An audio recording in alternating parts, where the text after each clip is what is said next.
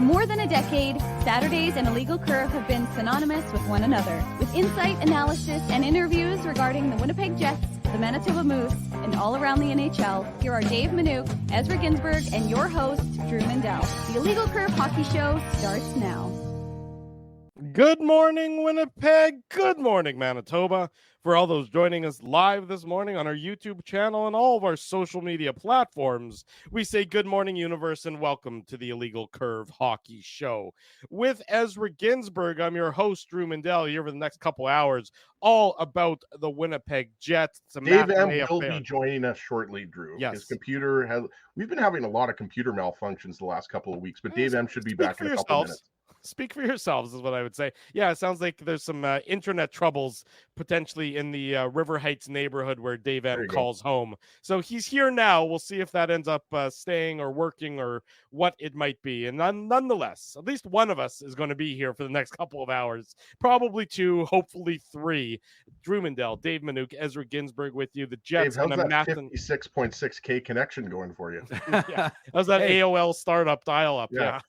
Boys, not my issue, unfortunately. This is a Shaw situation. I called them as Ez drove up. I had his studio was all ready to go, and I was like, Ezzy, I don't know what's going on. And it's weird because the TV's working, but the internet isn't. So regardless, I'm using my phone. We're good. I hope I'm coming in clearly.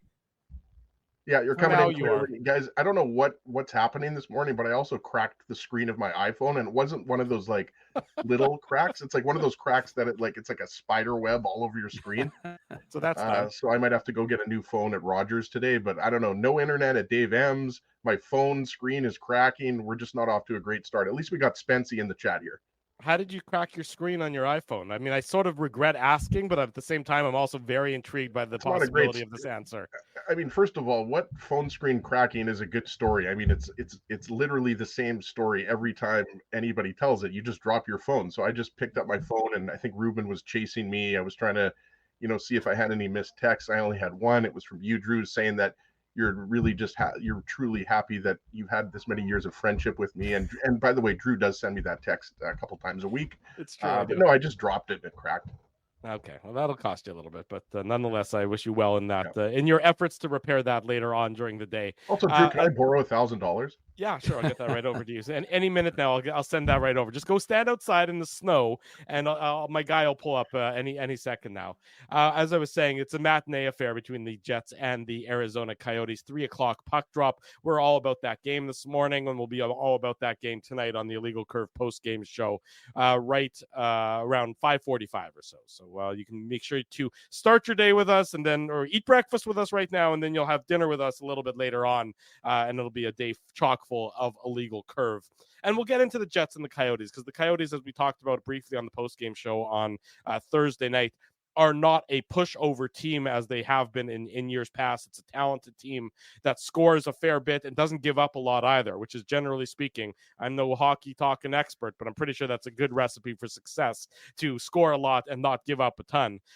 I wanted to ask you guys this about the Jets, though, right now. I mean, we're sitting here. We are somehow, some way, an eighth of the way through the season already. So,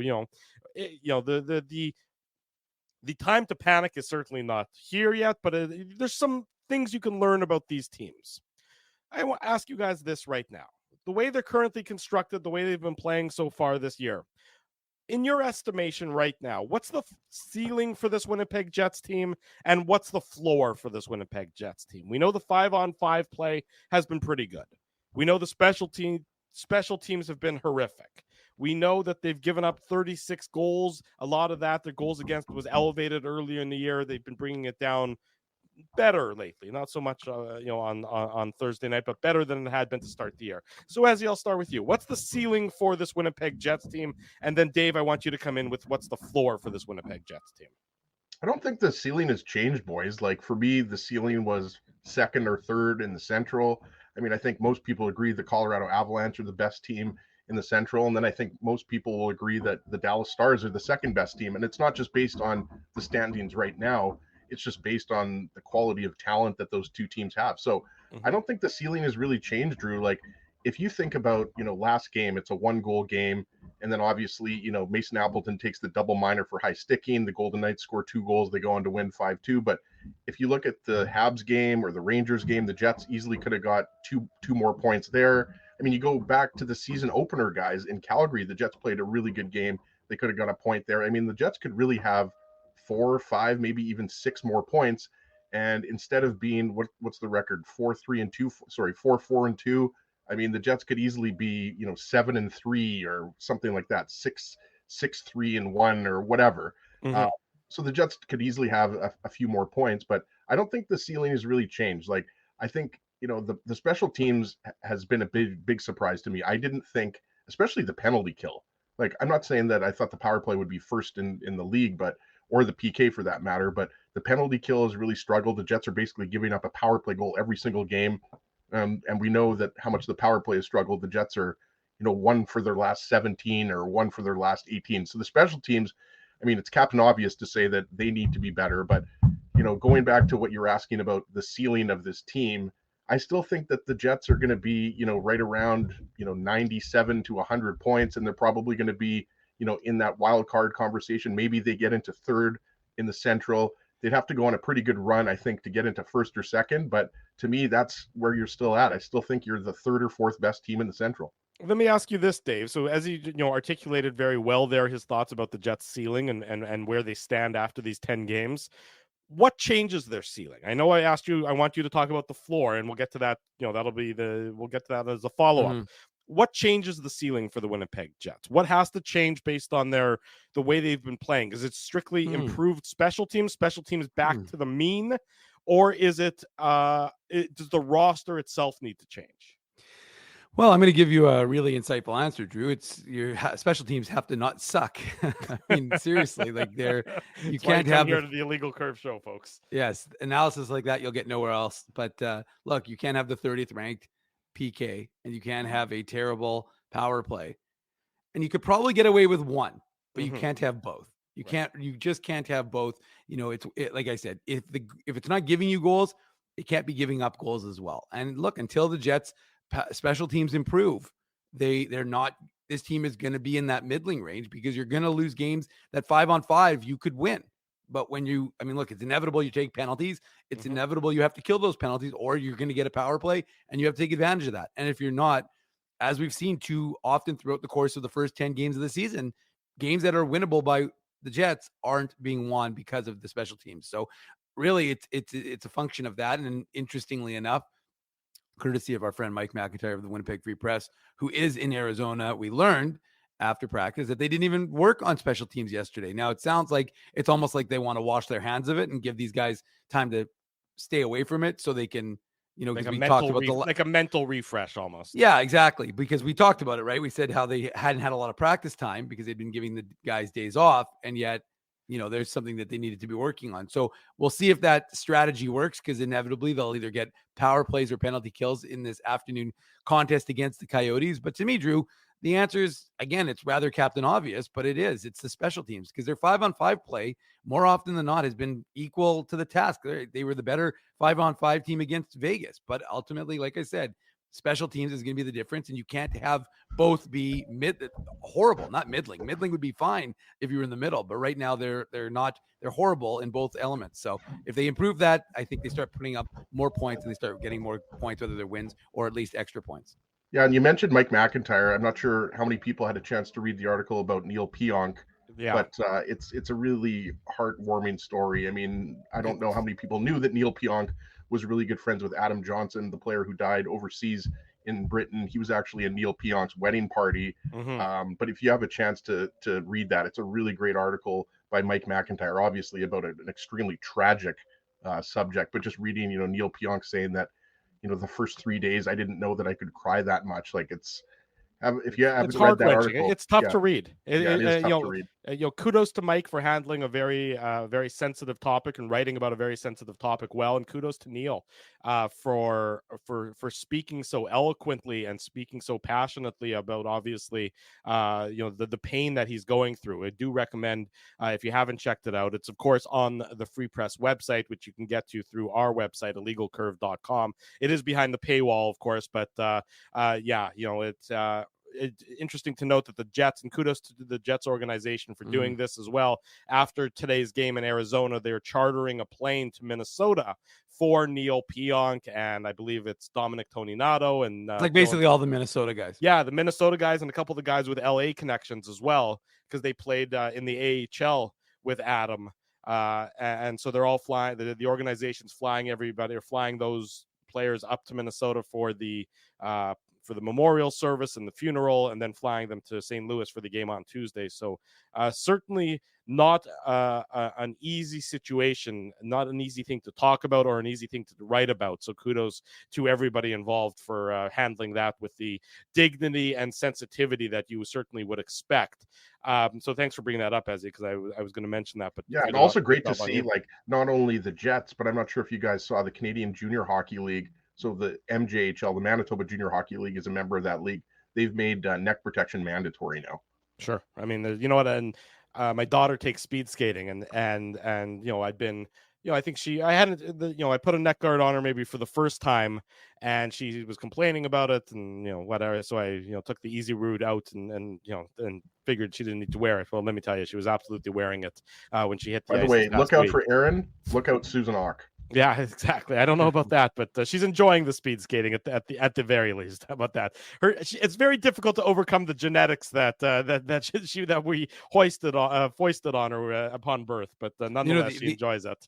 The interesting thing from that is, and I've been talking to Moose players who have been in town, of course, getting ready for their upcoming weekend series against the Rockford Ice Hogs, and I asking those guys, and we've had about 6 of them now who are wearing the equipment. But I'm even just talking to Riley, who's one of the equipment guys for the Moose, and it's interesting because there's been such a rush across professional and junior leagues to try and acquire the neck, the neck protection, whether it's the shirts or actual guards. So it's interesting, but again, guys are availing themselves if they can. Christian Reichel joined 5 of the Moose players already wearing it. So again, it's important, and you'll see it more and more. And obviously they made it mandatory as of yesterday in the WHL. So we'll start, I don't know if they can't make it mandatory until they ratify it with the NHLPA, of course, but I suspect you'll see lots of guys wearing TJ Oshie's War Road stuff, because I believe his company is at the forefront of producing that right now for the NHL.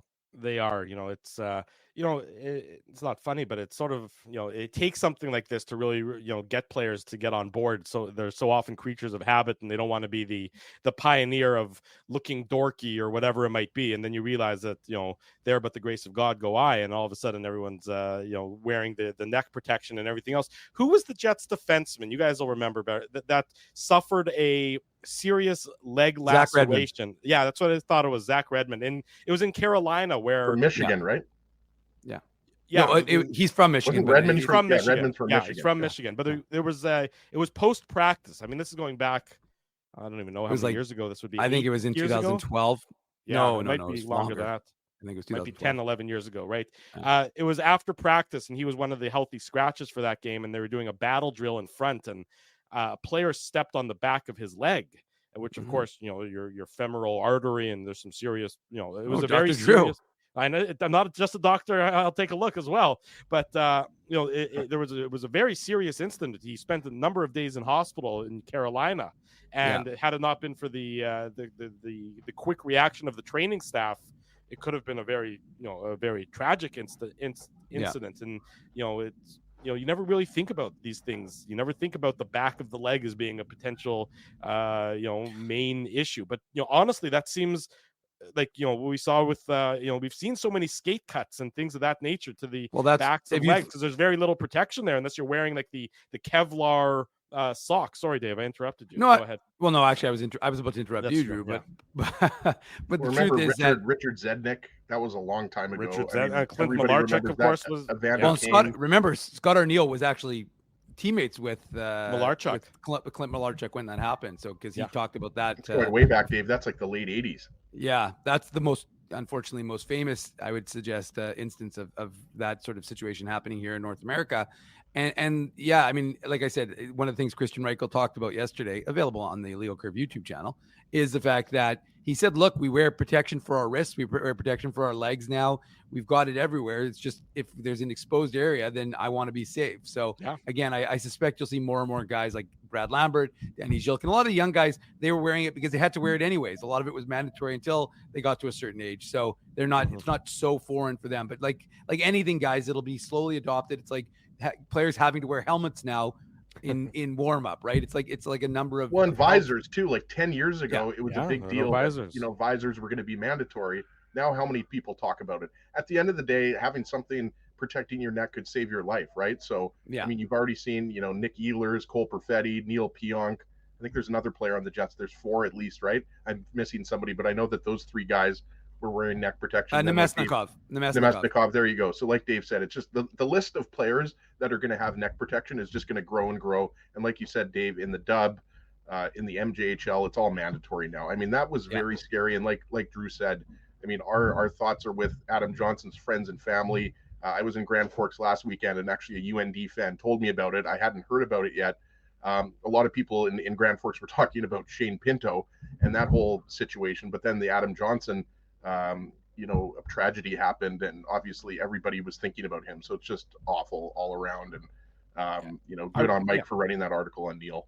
I want to highlight the comment that's on the screen from Brass Bonanza saying the NHL needs to set the standards and not follow the minor leagues. And I agree wholeheartedly with that. And I don't think the NHL does a good enough job when it comes to that.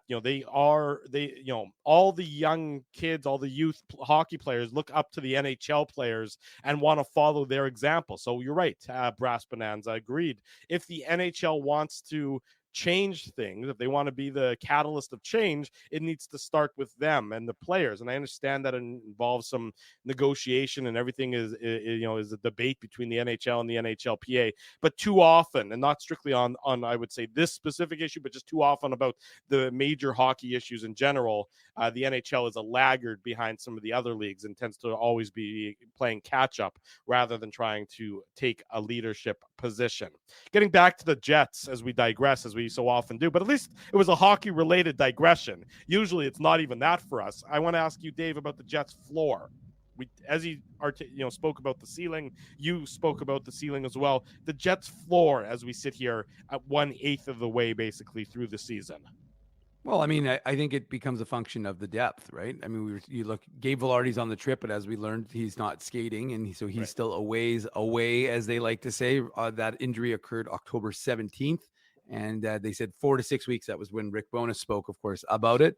So, I mean, you're missing out on your top line winger right now, and again, like an injury to any of those other sort of top players is going to hamstring this club, which again, if you could say they were a defensive stalwart then it wouldn't be as big an issue. But again, there are some areas of defense that right now this team is lacking. And again, overall, the 5-on-5 play, as we've talked about, has been better. But to me, if you're not going to clean up your special teams, if you're not going to get them into, I mean, look, the irony, of course, being they can only go up from here. There's still some room to go down.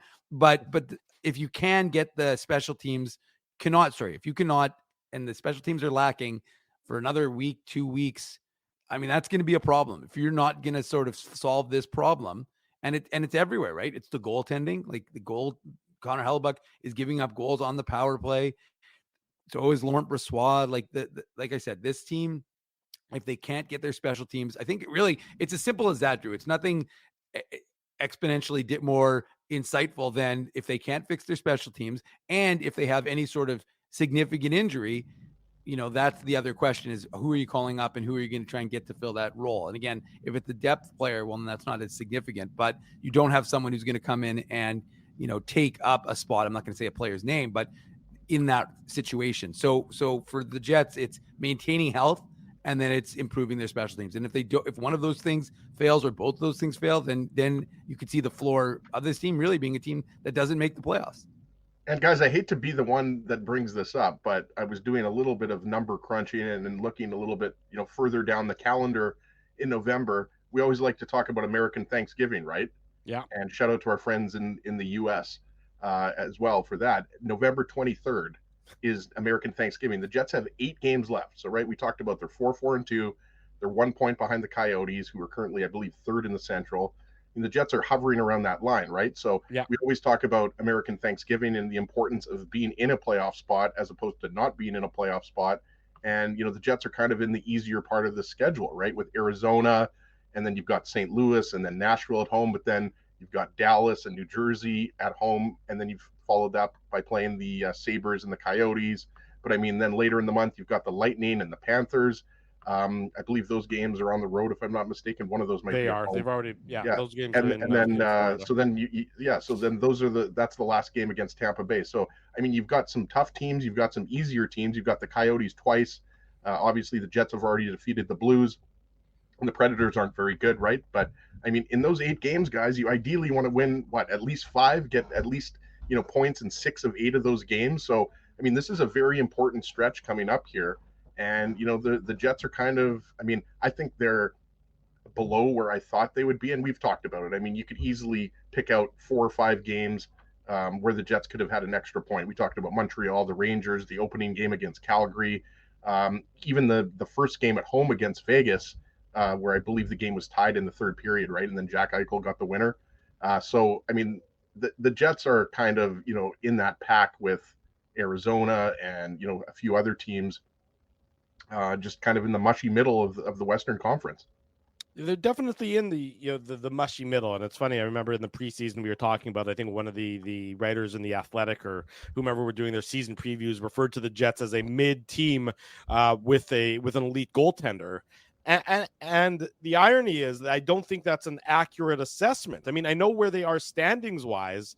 They are middle of the pack right now, but I do think that so much of I think if you had told people at the beginning of the season the Jets were going to be a very good team at 5-on-5, but that they are going to be at this where they are in the standings, most people would say that's a surprise. Most people would have thought that 5-on-5 play for the Jets has usually been their issue. They haven't been in the last number of years. They haven't been a great possession team. They haven't been a great 5-on-5 team. But yet this year, it's flipped on its head. It's so much right now of their struggles, and the uncertainty is related to the special teams. And again, if you had to pick one to recover, I would think that one that you want to recover quicker than the other would probably be your penalty kill. I mean, because teams can survive a poor power play. Mm-hmm. The Jets did last year. Yeah, the Jets did last year. That they, so many. You remember when the playoffs started, Vegas had a poor power play. You remember, and it only took, that was a big storyline entering the start of the series against the Jets. When would the Vegas power play find success? Well, inevitably they found success against the Jets and went on the way to winning the Stanley Cup. But right now, it's just the penalty kill is absolutely killing the Winnipeg Jets. And I'm surprised, to your point, Dave, that they didn't spend any time on that yesterday at practice. And I know you're not going to throw the baby out with the bathwater and institute a brand new system, but the execution of that system, and I guess, truthfully, they could have done a lot. They could have done some off-ice video work related to the penalty kill, and we wouldn't know about that. And that's right. I should mention that, of course, because the penalty kill right now is just really what is the Achilles heel of this team. And until that gets resolved, I think the Jets are what they are, which is a team that is decidedly average, but the potential for them to be better exists with that improvement on the PK in particular. Yeah, I think that's exactly summed up perfectly, to be honest with you, Drew. I really do. I think that we've been talking about special teams now for the beginning of the season till now. And I think that's ultimately, you're right. It's the penalty kill. I mean, this is a team that was the 7th overall penalty killing team in the NHL through 82 games last year. And like, with all due respect to Kevin Stenlund and Saku Manalainen and, Carson Kuhlman, I don't think that those pairings were any more significant. Dominic Connato also played some PK, but I don't know that those guys are more significant than Adam Lowry, Mason Appleton, Rasmus Kupari, and David Gustafsson. So, I mean, to me, the personnel are who they are. And I think, again, it's a function of the goaltending needs to be better in the PK, and some of those grade A opportunities that this team is giving up needs to be better. So to me, right now, again, I would wholeheartedly agree that the penalty kill is the bigger area of concern, given how far it's fallen off the cliff from last season to this season, and really how, like I said, through 10 games already for Winnipeg, it's been the difference in the game as far as I'm concerned. Right. And I agree that sorry, Drew, just wanted to say that, I'm with Dave. Like, I think the penalty killing, considering that it was top 10 in the league, 7th overall last year, like, you expect the penalty kill to be better. But like, the Jets have scored 5 power play goals, guys, in 10 games. 2 of those are from Alex Iafallo, right? So like, Iafallo scored almost half of the Jets power play goals. The other goals coming from Scheifele, Connor, and Morrissey, right? So like Nino Niederreiter, Cole Perfetti, I mean, like Nick Ehlers. Yeah, Nick Ehlers doesn't have a power play goal. Like, you need to get the power play going as well, right? Like, so I just wanted to throw that in there. The power play, no one expected to necessarily be top 5 or top 10 in the league, but the Jets have enough talent that it should be better than whatever it is right now. I would agree with most of everything you guys have said so far this morning, and that doesn't happen every single Saturday. What part would you disagree with? I don't know. I'd have to look back and find something to disagree with. Yeah, but I'm very disagreeable, so I'll find something. I promise you. Jim Toth. I can agree with absolutely. Thank you. I can agree to Jim Toth. He's going to join us next. CJOB broadcaster is going to talk about the Winnipeg Jets with us. It's a Saturday morning. Jets Coyotes still to come this afternoon. The Illegal Curve post-game show later on. Smash the like button if you haven't already done so. Jim Toth up next. It's the Illegal Curve Hockey Show. The Illegal Curve Hockey Show rolls on this Saturday morning. Drew Mandel, Dave Minuk, Ezra Ginsburg with you. And we are absolutely thrilled to welcome to the program our good friend from CJOB, broadcaster Jim Toth joins us on the show. Jimmy, good morning. How are you? Nice to see you. We can't hear you. Sounds like Jimmy might be having some sort of technical difficulties in keeping with the theme of tonight's show so far. Is that thing plugged in? That would be my first question to you, Jim. It's not even plugged in. Okay, that could explain why we can't. Jim was using a little prop comedy there, Drew. Oh, is that what that was? It went right over my head, but yes. I appreciate the attempted humor nonetheless. Attempted humor is what we specialize in here on the Illegal Curve Hockey Show. Reminder later on tonight, the Illegal Curve post-game show. There we go. Jimmy, Sorry, can you hear us now? Yes. It's been so long since I've done anything from home that I found this in the basement in a box somewhere. Does it work? Well, not by me. Sounds good. I would have left it out for probably until years after I passed, but other people in the home like to clean up things that aren't being used. So, good morning. How are you? Thanks for having me.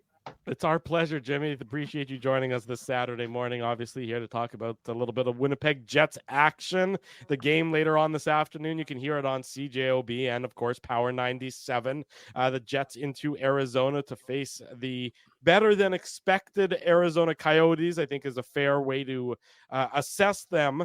And, Jimmy, we were talking about the Jets so far. I just called the Coyotes better than expected. How would you describe the Jets' start to the season so far through the first 10 games? If you're doing prop comedy again, that mic isn't working yet again. This is just, it's a smooth operation here on this show as per usual.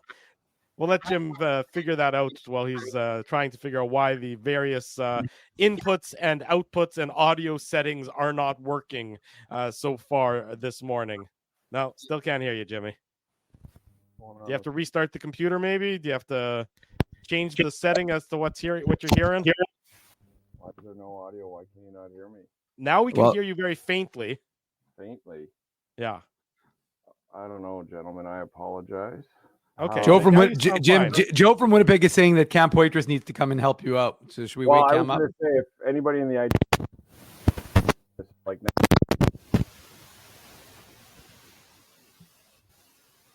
we got nothing. You never sounded better, Jim. No, I think it's that mic. Yeah, I think it might be a mic-related issue. I think you need to put that mic back in the box, Jim. Yeah. There might be a reason why it was stashed away appropriately. Here, why don't we? You know, what we could do is we could send Jim to the. Hang on, guys, I got it now. Thank you. There we go. Sorry about that. I apologize. That's okay. We'll Joe forgive Pascucci you. says, "Hey, Jim." Joe Pascucci is wondering if it's a loose cable. Yeah, Joe, it is actually. And Joe's a former global broadcaster, so he knows the whole IT department at 680 CJOB is watching this going, now I got to live with the guy because he can't do anything at work and he can't plug anything in at home either. So I sincerely apologize for that.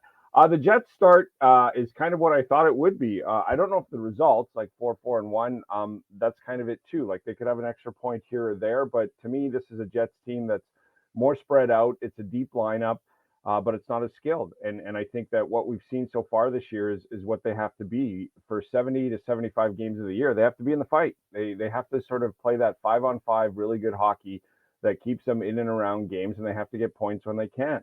I'm really disappointed in that first Calgary game because I thought they played Calgary and they needed that point. And I don't want to bring up the icing again and the face-off, but that's kind of how this team's going to garner points this year. And I think that's what we've seen. Other than the 2 periods against Los Angeles and against Vegas the other night, where they took that 2-minute double minor by Mason Appleton and the game just turned on its edge. But to me, like Vegas is the better. Somebody on Jets at Noon described it as one of our listeners. I thought appropriately, Vegas looks like the Jets' older brother who is just beating them up. The Jets want to be like that. They want to be like their older brother. They want to look like I think they're laid out that way. They're just not as good at it. They're younger and they haven't been around with each other under the system long enough. But last year the system came in. This year I think we've already seen the system work pretty well for 80% of the time. And then now I think, throughout this year and going into next year is where they hone it so that they are a deep lineup like Vegas, where every line can hurt you. It's solid 5-on-5 hockey. So I really like it. The penalty kill is killing them. And I know we're going to talk about the power play as well, but last year, and I think it was Drew that pointed it out, or Dave, sorry, that pointed it out on the week. Correct me if I'm wrong. I know it wasn't Ezzy because Ezzy did, but one of you guys pointed out, Jim, I'm just a warm body. And a very warm one at that. Yeah, he's definitely he's like a bear basically, so he's definitely a warm body. One of you gentlemen pointed out that the drastic change this year is the penalty kill is 28th going into Vegas, now 30th, and they were 7th last year. That is the specialty team that is killing them.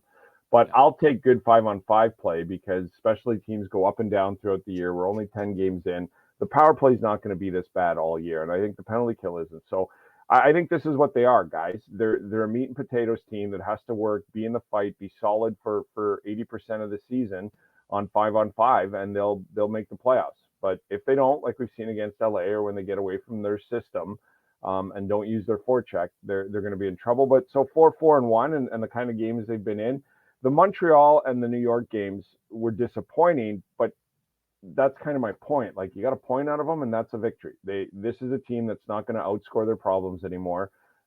This is a team that if they can limit the high danger chances and give less work to Connor Hellebuck, that will be much better. I think that will equal more wins. And so far, they're a 500-ish team, and that's kind of where I thought they would be. And as the season goes on and they get better, they'll win a couple more of those games that they're just losing and getting 1 point in or losing. Jim, I was listening to Jets at Noon on CJOB 680 yesterday with you and Cam, as you mentioned earlier, and you're the one. Absolutely. And you guys were talking about Nick Ehlers, and I was agreeing with both of you because you were mentioning that it's only been 10 games and it's been well documented. Nick Ehlers, 2 goals, 4 points in 10 games, no goals on the power play. But again, it is 10 games, and we have to cut him some slack with the neck spasms, missing all of the preseason, right? Like, he was practicing but not playing in the preseason games, of course. But like, when you're focusing in on like a few players, because let's be honest here, like Kyle Connor, and he's getting the job done. Mark Scheifele, arguably playing the best hockey of his career. Cole Perfetti, a little bit of a slow start. He's starting to come along. Nobody's going to have any problems with Alex Iafallo, who's been such a great acquisition coming over from LA. But like Nick Ehlers, let me ask it this way, Jim, what do you think Nick Ehlers has to do differently? Because everybody sees the speed, the skill, he's got a great shot, he can distribute the puck, but like, it still seems like he's just a little bit off through the first 10 games of the year. Yeah, as I said on the show Friday, I still have a lot of leeway and runway for Nick Ehlers. He is a dynamic player, but I'm not running out of patience with him. I know some fans have. But I am running out of time where he has to be a difference maker. He's too good and too skilled and too good of a player to not be a difference maker on this team. I look at this roster and I think Mark Scheifele, Kyle Connor, they can make a difference. Josh Morrissey, Connor Hellebuck. But Nick Ehlers is in that realm, right? When the Scheifele-Connor combination with Iafallo isn't working, somebody has to step up. And it's Nick Ehlers that is a good enough player that has to make Perfetti and Nemestikov better. I used to say this about Patrick Laine. If Patrick Laine is such a phenom that Has never been seen for years in the NHL, and he's going to light it up. He should make the other players he's playing with better. It shouldn't be that he has to play with better players. Nick Ehlers is that player. He can make people he plays with better, and that's what he needs to do this year. But missing training camp, I don't know, guys. Is he still hurt or bothered by it? It looks like it to me. But this is the time with this roster and this system that he has to start making a difference. He has to start helping this team win. The best part about Nick Ehlers is he'll tell you this himself. And I always tell people this who text the show and tweet at me and things like that Nick Ehlers this, Nick Ehlers needs more ice time. Nick Ehlers' worst game this year is in Montreal. He was on the number one power play and he played 20 minutes. All I've been hearing for 4 years is Nick Ehlers needs to be on the number one power play and play 20 minutes. Now, it's only one game, but I thought he was terrible in that game. He thought he was terrible in that game. I loved what he said to Ken Weave after a game where he just said, when he got a goal, I believe, and he asked him about the chances, he goes, I feel like I haven't been getting any chances this year. So he knows that, right? So that's the best part about Nick Ehlers is he knows who he is. He knows what he has to do and where he's got to get to. So that gives me more confidence he will. It's only 10 games in, but I will say this. He has to start. He has to help Cole Perfetti on that line. I really like Nemestikov. I love how Nemestikov thinks the game. There was a play in Vegas the other day where that's what stood out to me. When he came to town, I was like, how is a first-round pick bounced around like this? And why is he not producing? And then he did something that he did in Vegas the other night in that first game I saw him play live, and that is he gained the zone like 1-on-3, and instead of dumping it in or not knowing what to do with it, he circled back, held it, made another play, went back down the boards, and then there's 4 Jets in the zone. And they were making a change. And that's just hockey smarts, right? That's just not panicking, dump the puck in. That's what I can do this, I can hold it. So I think that could be a good line, but it's got to be driven by Nick Ehlers. And I think he's overthinking a little bit to me, it looks like, in having watched his career. And I think he's trying to do too much. What I would like to see him do is do the things that make him great with the possession, with the zone entries, but then make a play sooner. He's kind of like the power play to me, but when he's not on the power play, I think he just holds it a little too long and he looks for the perfect play. He does such great things in the zone. He holds the puck, but he's got to take more chances with making plays sooner. By the time he makes a play, everybody's settled into the defensive zone and there's not much left.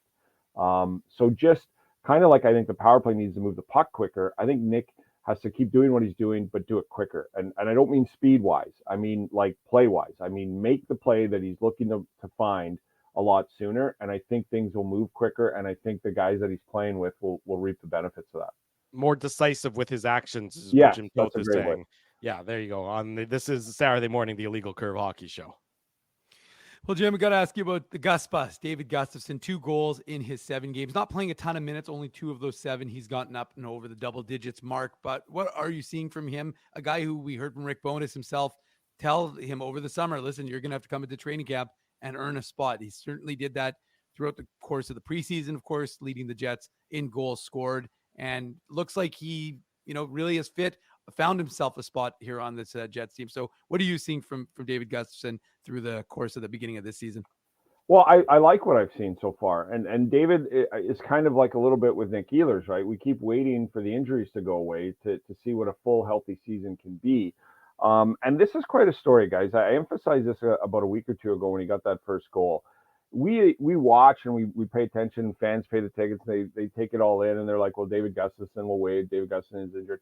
But for David Gustafsson, this has been a long road. Like when you're trying to make the NHL and you get there and you're injured or you get into 2 games and then you're out for weeks at a time, to see him get that goal, I was just reminded of, as you guys would know when you cover a team, that when you're down and around the team daily and you see these guys sort of off to the side doing their work and not being able to practice and trying to get healthy, and then it happens again, and then another year goes by, and doubt starts to creep in and stuff. So what I've seen from him is no lack of confidence, and I think that's the best thing for a guy that maybe gets back in the lineup. He doesn't look like he's worried about being injured, which I would be if I'd been injured that much and missed that much hockey over the past 2 to 3 years, and he just is playing his game. The positive about him being injured so much and not being on the ice with the Jets over the past couple of seasons is he looks bigger, he looks thicker, and he looks quicker too. And so he's obviously put in the off ice work, but I have some more time for him. I don't know if he's ever going to be a 20, 25 goal scorer in this league, but I think he can be a solid NHLer and even on the wing, right? Like if he's moving to the wing or moving to the middle, it all helps. So I think it's a great story for him to have 2 goals and be having the start to the season he has. And then I'm excited to see how far this bus can go. Maybe it'll be like speed and just keep going, and Keanu Reeves will get on board, and you won't be able to stop this thing. But by the way, Jim, I believe that was the first movie that I believe it was rated R, and I snuck into it with a friend because I think that movie came out around early 90s. Right. Like, I was born in 82, so like I feel like I was around 10 or 11 years old, and me and my friend, shout out to Adam Florence who lives in Montreal, we snuck in at the Grand Park Cinema to go see Speed. Great film. Why did you sneak in? You had no. Oh, because it was R. Yeah, it was rated R, so we snuck in. Yeah. So, but you did pay. I just want to. We did pay. We did pay. I'm not sure what the other movie was. It might have been like Rookie of the Year. I don't remember. Sandlot. I'm trying to think, when did that come out? But I was much older than that. I was an adult, and I was at my stage of my life where I knew everything, which I never have. But I was like watching this, going, why doesn't the bus do this? Why doesn't the bus do that? Why don't they do this on the bus? Like I knew. 1994, Jim. I just Googled it. So I would have been like 11 or 12. I just got out of college then, and I thought I knew absolutely everything, and I could drive that bus better. And I think the people of Winnipeg do not want to see that experiment take place. No, but I thought of Speed when Kramer was shaving the bus, and they're like, they kept making the stops. Well, they kept ringing the bell. But that's one of Dave's favorite lines. Yeah, mine too. But so I like Gustafsson, and I hope he stays healthy, and I hope we can see what he gets for a full year, because it's a great story if he can sort of get through what he's been through and contribute. Jim Toth, CJOB Radio, is our guest this morning on the Illegal Curve Hockey Show. Jimmy, let me ask you this. Kyle Connor, Mark Scheifele, Mason Appleton, they played 14 minutes together at 5-on-5. They had a possession number of Corsi of 40%. And everyone said, that line doesn't work. They can't play together. Connor, Scheifele, and Iafallo have played 75 minutes together at 5-on-5. They have a Corsi for percentage of 44%. Why aren't we hearing the same conversation? Well, because the people making the conversation don't like a player or don't think a player can do what it is, and that's what it's always is. I would assume that these are the same people that told us that Nick Batan's being misused and Alex Vermistrov's being misused. Sami Niku needs a shot, and I just, what people forget is Appleton played with Connor and Scheifele for a bit last year, and it was pretty good. It wasn't exceptional. It wasn't like, but it worked. So that's why they went back to it this year. And I think what's lost in that conversation about Appleton up there is it was a game and a half. Like some of the Jets universe was losing their minds over that. And Rick Bowness tried it for a game. He tried it for another one. And midway through the other one, he's like, all right, this isn't working. It wasn't like he left them there for 23 games and said, let's see what this can do. And then he brought Iafallo up, and then that was working. And now that's not. So I think we often forget that when a coach does something, he has a hunch and he thinks something might work. This coach has seen it before last year where he did okay on that line. And so he tried it again, and then he did something else. And also lost in the conversation is what else he did worked for a time then. So the move he did make with him a game and a half in started to work, and nobody talked about that either. They were just upset that Appleton was ever up there. The fourth part of that conversation that doesn't happen is Appleton is very good where he is. Appleton's having a great year, and he's doing what he does exceptionally well. So I wasn't that upset with it, and I think they deserve credit for doing it for a game and a half and it not working. The Iafallo thing is interesting because Iafallo is an established player, right? And he has put up some points, and he has put up some goals and done stuff with the Kings that we like. I don't go game by game. Like I don't go, this line is awful. I kind of, for all my things that I liked about Paul Maurice that I take grief for, that was one that I didn't, is how long he sort of, or switched things up every game. And then he went back to the well that things worked. I think that's what Rick Bowness has done very well, is he doesn't ride something too long if it's not working. He likes to keep it together if he is. And then in game, he'll still mix it up. Like Scott Arniel said after the Vegas game on our post game on 680 CJOB that they asked him about a certain player somewhere, and he's like, to be honest with you, I was just trying to get anything going. He doesn't even remember where he was putting guys. He just put them places to try something new on the bench. So that's the other thing I think that's lost. I mean, if you're going into a game and there's a new line, fair enough. They've thought it through and they're doing this. if we see what's happening mid-game and things like that. But I don't look at something that happens in the third period and go, why is this player up there? Because the other player's possession was so great in the first 2 periods of this game. I'm like, it's a game. It's happening right now. You have a feel for it and you play it and stuff. So, but I'm wondering if it's time to put Perfetti up there and see what he can do on that top line, and maybe Iafallo, Domestikov, and Ehlers, if that wouldn't be something. But right now, like, it's tough to judge the Vegas game because Vegas is just so good. Going into that Vegas game at 9-0-1, all the players were saying we haven't played very good this year. And then I watched the game against the Jets and I thought, well, now that's what they were talking about, right? How can a 9-0-1 team say they haven't played very well? Well, the game against the Jets is why, because they played really well. They played their system to a T. They took advantage of the opportunities that were given to them, and they took advantage of the mistakes the Jets made, like that 4-person change on the penalty kill that allowed Logan Thompson to crawl through the Shawshank Redemption tunnel with a pass and come out the other end with a goal. So Vegas is Vegas. To me, guys, that was a game that I think whatever the line combinations were, however they ended, I would think the players themselves, without any coaches telling them, would walk away from that game and go, that's what we want to get to. Like, no disrespect to us. Don't over-respect your opponent. But that was pretty clinical, and that's what because they gave a good fight, right? Like they didn't give up, which is what I think, again, to our original question, the Jets have to be this year. You have to stay in the fight. Doesn't matter what the score is, stay with the system. That start of the second period was exceptional. And there were pockets in the third period where they got some zone times and put some shots on Logan Thompson. So it wasn't a disaster. But I would think that even the players, without any coaches talking to them, go, okay, like, respect to them, that's where we need to get to. That's the way we need to get that level of knowing where everybody is, speed, consistency, and stuff. Jim, I got to go back to the line combinations because I heard, as I mentioned, I was listening to Jets at Noon on CJOB 680 yesterday and heard you and Cameron talking about Cole Perfetti. And I'm not sure if you guys have talked about this early on this season. I'm not sure if, like, Huss and Remus have talked about this on Winnipeg Sports Talk. It's actually surprising that more people haven't been talking about this, in my opinion. And I'm teasing you right now, but I'm going to mention, what about Nick Ehlers on the top line? Like you mentioned, Paul Maurice loved to go with Connor Scheifele and Wheeler. Like, that was the well, as you mentioned. Like, shouldn't the new well be Connor Scheifele and Ehlers? And I realize, like, the left shot, right shot thing, like Alex Iafallo, who's on that top line, he's a natural left winger. Like, if you look at the LA Kings, he's a left shot. He was playing left wing.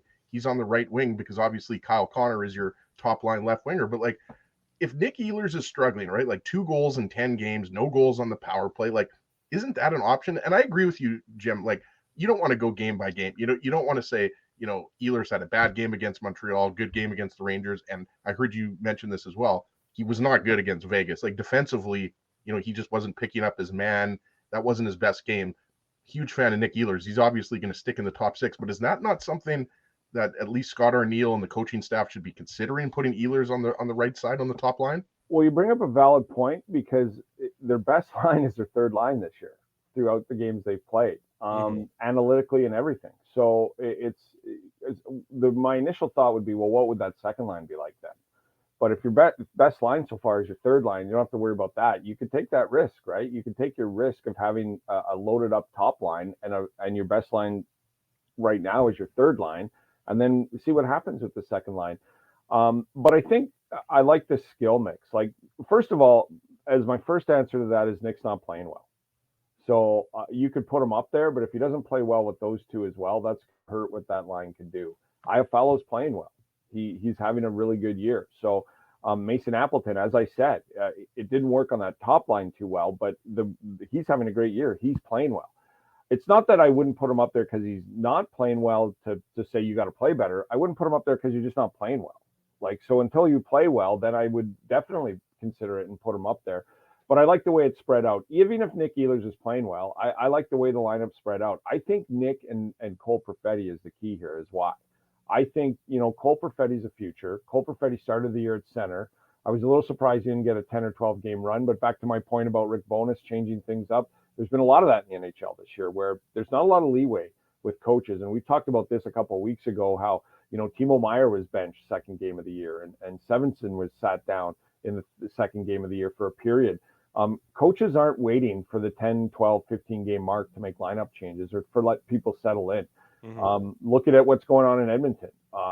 So coaches just aren't waiting this year. I think there's been a new philosophy, and I think it's great, but I'm shocked at it that the leash on NHL rosters is 0 this year. And I think it's because every team knows there's more parity than ever, and we can't wait 12 games for a guy to get going. So I wonder if that's why Nick hasn't been put up there as well.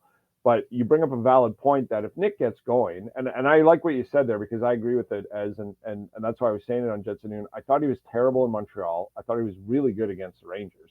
And then I thought he had a bad game against Vegas. If he can even that out and get playing better and that number one line needs something, then I would do that, right? It's just fascinating too on the line matchups because if you're scouting the Jets, like if you're Arizona, obviously you're putting Connor Scheifele, Iafallo on the board, and this is what we have to do against them. But now you're also looking at that third line and looking at your third line and going, okay, this is what we have to do against them. So it's interesting that I think there's some space there on that second line for Ehlers, Perfetti, and Nemestikov to get going. But Nick's got to get going. And like I said, it's 10 games in. By game 20, we could be looking at I'm not kidding. He could be leading the team in scoring. if we like 10 more games from now, he could get 12 points. And then we would be like, well, maybe he's going up there now or not. But I think it's about balance. It's the same reason Mark Stone was on the third line on a Stanley Cup run in the playoffs last year. To me, it's about balance, and that's why I think he's not up there. But I do think it's an option once he, finds his game. Jim, I want to ask you about Rasmus Kupari, of course, one of the pieces that was the least known piece that came over in that big Dubois trade over the summer. He's played 10 games. He has the 1 assist only. His ice time, not super significant against his former club when they were in Winnipeg. He played 15 minutes, but the last few games, well under 10 for those games. So what have you seen from him? Like I said, the least known quantity of the players who came over in the trade. Well, what I've learned from him and what he's taught me is to just start looking at the last piece Kevin Cheveldayoff gets in a deal every year. He's the Morgan Barron of the Jacob Trouba trade, or sorry, the Andrew Kopp trade. He's the Neil Pionk of the Jacob Trouba trade. I could go on and on. He's the Brendan Lemieux of the Evander Kane trade. He just is that. Wow. That's going way back. That's going back like 8 or 9 years. Well, Jim. Kupari's come in and I didn't know anything about him. And what I've seen from him is he's big and he's fast. I didn't think he was this big and I didn't think he was this fast. And he's got a ton of skill. So I just think he's a really good young player that in 2 years from now, we might be talking about as the steal of the Dubois trade. And that's saying something because Velarde, I think, is going to be on the first line here for years to come. But I think that could be the add-on that Kevin Cheveldayoff always somehow works out that we all go, who is Morgan Barron? And we all go, Neil Pionk. He wasn't even drafted. And it's just that. Now, when I say that, I'm not saying that like, they stole Wayne Gretzky in every trade, but they got a legitimate NHL player that nobody even probably thought on the radar. And that's what I think. He was on the radar. Don't get me wrong. He's a high pick. But I didn't know much about him. He's come in. I like his skill. I like his tenacity. He's faster than I thought he would be, and he's bigger than I thought he would be. So he's so young that in 2 years, and he beefs up a bit more too. I don't know, guys. Like I don't want to put too much pressure on him, but Adam Lowry's the captain, going to be in the third line center forever. He's not going to be on the fourth line forever. He could be your second line center 3 years from now, 2 years from now. So I like everything about him. I do see that he's, a little young and inexperienced and makes the odd mistake, but I'll take a guy that plays like that any day of the week. He goes to the net. He tries to create. He doesn't back down from anybody. He doesn't cause any trouble, i.e. taking penalties. I like him. I think he's could be like the addition that I just mentioned is always seems to be there, that I kind of look at the first 2-3 pieces and so, okay, here's a guy that might play. He'll play. Last question for you, Jim. We've gone through the entire interview, and unless I'm mistaken, I don't think we've mentioned his name once, and that's Nino Niederreiter. I mean, to me, it seems like, Niederreiter's been tremendous in the role that he's played so far with the Winnipeg Jets. I mean, last year he was great. So far this year, he's great playing on that. I mean, I'll call it third line, even though we know it's not the third line in terms of how it's been used and the impact on it. Is Nino Niederreiter the guy right now that is sort of the Mr. Fix-It for the Winnipeg Jets, where whatever situation he's deployed in, whatever scenario that he wants, that the coaching staff elects to use him in, he's just going to elevate what's going on there. To me, and he did play with Connor and Scheifele last year. Maybe he's the option. Playing up on the right wing with them, if you're looking to try and generate a little bit more there. Yeah, and I think he's been a little snake bitten too. I think he's like he's not going to score 40, but he could have 3 goals this year, 4 goals by now. I know he's got 2 and one's an empty netter, but he's been in and around it. I thought he was their best player against Calgary, and they played good against Calgary, but he was in the fight. I really like Nino Niederreiter, and Cam and I don't know if we talked about it on air because we've discussed it off air. But we were like, you've got to kind of keep this guy, right? So how this season goes, he's a guy that needs a contract that other teams want. I've already heard guys, some other NHL teams say, like Edmonton, man, for the price they paid for Nino Niederreiter, we could have really used the Nino Niederreiter. Especially with an extra year in his contract. That's what I kept telling these guys. I mean, Chevy gets a lot of credit for a lot of the trades, like you mentioned, whether it's the Pierre-Luc Dubois trade, because I agree. I think if you get Alex Iafallo and Gabe Vilardi for Dubois, just straight up, forget, Kupari in the second round draft pick. I think pretty good trade. Same thing with, a second rounder for Niederreiter with an extra year on his contract. And at $4 million a year, you could argue he's a little bit underpaid. Well, as I said, how many, last year's last year, the deadline's a deadline. And like Edmonton did fine with Ekholm. But look around the National Hockey League after 10 games, and how many teams for a second-round pick would love to have Nino Niederreiter this year? And Edmonton's at the forefront. Like, if you could have him on your third line or in the second line, any other team that's having struggles right now, Ottawa, things like that. So I like everything about him. And the thing that Cam and I were kicking around is you got to keep this guy, right? So somebody out there, because it's the NHL, and there's always somebody, will give him $5 million next year. Somebody will. And he's worth it. I really do think he's worth it. If you're going to pay $5 million a year and he's on your third line, you're going to have one of the better third lines in the league, which the Jets do have now, right, Jim? See, and that's why we were kicking around. I think, at his age, if you could give him some term and keep him here and do it at 4.5, that's what I would start talking with him about in January. I would go, look, you can go to free agency. I don't think anybody's going to give him 4 or 5 years, but somebody will give him 3 years, 5, 6. I don't know about 6, but 5. I think, and Cam and I were talking about this, he does too. The Jets need to start talking to him and start going, hey, if you like it here and you like your position, and to Drew's point, you might be on the second line or the first line at some point this year, or the second line, you're in and off the power play. Here's a 4 to 5 year deal at $4 million. And if you want to work, and I think that, if it gets too long at the end, so be it. Maybe the last year is he's on your fourth line at that age, but I don't see any of that right now. I think that term is how he's going to stay in Winnipeg, because I do think there's going to be a 2 to 3 year deal at 5 or around 5 offered to him in free agency. If he likes it here and you can give him 4 years at that age and make it around 4.5. I don't know if I'd do 5 as just because they've got some contracts and some guys coming up. But I would do it. I like everything about him. I think that he was a steal for a second round pick, and I've always liked his game. He's probably one of the nicest guys on the planet, and he's probably one of the meanest, toughest guys to play against. And I don't mean like to chuck and dirty. He's just hard to play against. Like, he's always on you, and he's always in your face, and he's always battling. And then he does have a little skill in all that he does. So yeah, Drew, I think he's probably been one of the guys that's had the best starts to the season.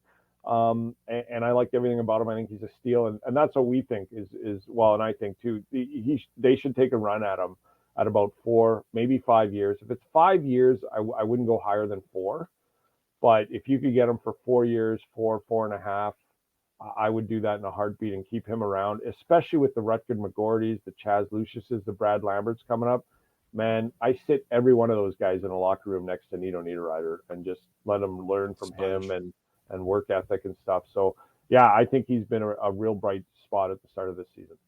Jim Toth is with CJOB Radio, today's Jets Coyotes game on CJOB and Power 97. Kelly Moore with the pregame show, Paul Edmonds, Mitchell Clinton with the broadcast, and then on Monday, Jim and our buddy Cam Poitras will wrap it all up and discuss everything that happened at Jets at noon. Jimmy, thanks for your insight. Thanks for your time this morning. We always appreciate it. Always a pleasure, guys. I always get excited when you ask me, and I'm the only guy in radio who doesn't know how the mic works. I apologize for the start. I'll have it better next time. Enjoy the game today and enjoy the season. Thanks, Jim. Thanks, And you will be getting a Movember donation like you do every year from High Oh, no, that's nice. Can I drop that? Mobro/Jim Toth. We're raising money again. I know times are really tough right now. So in all my fundraising, if you can't, don't worry about it. If it has to be less than before, don't worry about it. I hope to make my goal, but I understand this year with inflation and everything. But if you can, it's a great cause, fighting cancer and really suicide prevention. 60 men, I think an hour globally or a day lose their lives to suicide. So if you can, make a donation to mine or anybody's, and have a great day, guys. Enjoy the game. Thanks for that, Ez. Yeah, no problem. Cheers, Jim. I just want before you run away, Jim. I'm just going to say it's going to be difficult for you to beat this mustache during Movember. That's your benchmark for this year. And credit to you for shaving your head when you have a full flow, because it augments the mustache. That is dedication. That's something I've never thought about. Little known fact: Drew has Matthew McConaughey hair. He just did this for emphasis. So Drew also looks exactly like David Cross. Is there any is there any Canadian city that has a more college football guru than Drew Mendel? Like, really?